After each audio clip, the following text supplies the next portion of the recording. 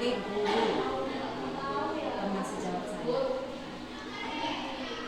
Adapun pertanyaan saya ini teknisnya saya bacakan satu persatu dulu, baru ibu mencernanya, ataupun saya bacakan pertanyaannya pertama kemudian ibu jawab, atau gimana Bu? Ini baca dulu, baru saya jawab. Jadi satu persatu ya Bu. Oke Bu, terima kasih atas waktunya. Menurut Ibu, apa yang menyebabkan motivasi belajar siswa sangat rendah belakangan ini? Menurut saya motivasi anak itu rendah banyak faktor. Yang pertama, mungkin guru itu tidak memberikan motivasi kepada siswa. Kemudian yang kedua, bisa saja siswa itu tidak menyukai pelajaran yang diajarkan oleh guru. Kemudian yang ketiga, siswa tidak menyukai pelajaran tertentu. Kemudian mungkin si siswa itu banyak masalah di rumah. Kemudian lagi dengan rendahnya motivasi anak itu bisa juga disebabkan karena pergaulannya buruk. Mungkin itu saja menurut saya, karena rendahnya pergaulan rendahnya motivasi anak untuk pembelajaran. Terima kasih Bu. Kemudian pertanyaan kedua, menurut Ibu, penyebab guru masih menggunakan metode yang lama dalam mengajar, sementara di era ini kan guru dituntut untuk menggunakan metode yang berbasis teknik. Bagaimana Bu? Sebenarnya kalau memang banyak kita jumpai guru sekarang masih menggunakan metode lama. Kenapa? Karena mungkin faktor salah satunya adalah si guru ini kurang menguasai IT. Kemudian yang kedua, tidak adanya motivasi guru itu untuk belajar lebih maju lagi.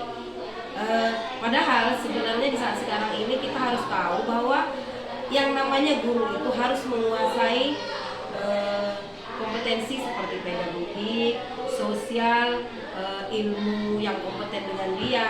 Nah, ilmu itu keseluruhan sebenarnya harus dengan menggunakan IT supaya si anak itu lebih mudah dan lebih paham jikalau kita menggunakan IT kepada mereka di saat kita dalam proses belajar mengajar. Terima kasih Bu. Berarti di sini gurunya yang dituntut ya Bu Iya, untuk iya. belajar IT. Kemudian pertanyaan ketiga, apakah yang menyebabkan siswa kesulitan dalam menjawab soal-soal berbentuk hoax? Oke, biasanya ya kita baik itu di sekolah yang besar ataupun di sekolah yang kecil, rata-rata siswa kita itu sangat sulit untuk memahami soal hoax. Ini disebabkan oleh apa? Yang pertama mungkin faktornya bahwa si anak ini kurang memahami soal.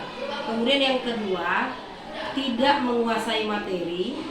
Kemudian yang ketiga, si guru tidak membiasakan soal hoax kepada si anak, sehingga pada waktu ujian bahwa soal-soal hoax itu susah dimengerti oleh si anak. Begitu.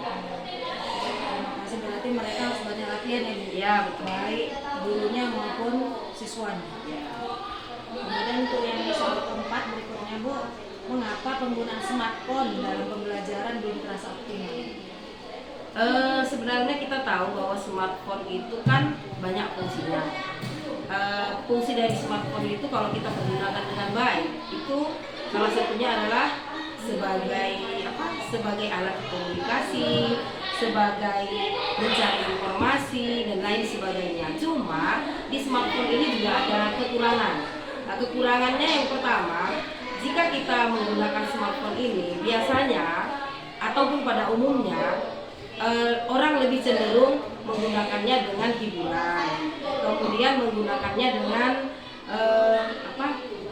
menggunakan smartphone itu dengan menggunakan game, atau dengan seperti itu maka akan terjadi pemborosan. Kemudian lagi, kalau dipakai oleh anak, maka anak itu bisa mengakibatkan beberapa hal. Yang pertama, bisa menurunkan kerja otak anak menjadi lambat. Kemudian dari radiasi smartphone itu juga bisa mengurangi kesehatan ataupun membuat buruk kesehatan si anak. Dampak buruk ya. Yang jelasnya banyak dampak buruknya, jadi sepertinya agak sedikit lah. Berarti rawan penyalahgunaan ya, Bu, Betul ya. sekali. Kemudian yang kelima, Ibu, apakah ada kaitannya hubungan antara sekolah dan orang tua siswa? Oh jelas ada. Yang namanya sekolah itu kan punya kurikulum. Kira-kira kurikulum itu mau dibawa kemana? Dan si orang tua juga harus mendukung apa kurikulum dari sekolah itu. Jadi antara sekolah dan orang tua memang betul-betul harus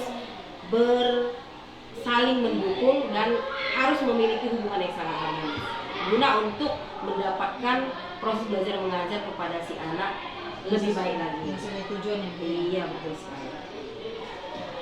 Bapak Ibu, terima kasih atas waktunya. Semoga paparan dari Ibu ini bisa menjadi masukan bagi kami selaku siswa guru. Dan terima kasih untuk waktunya. Semoga lebih baik kita. Oke, semoga sukses kalian ya.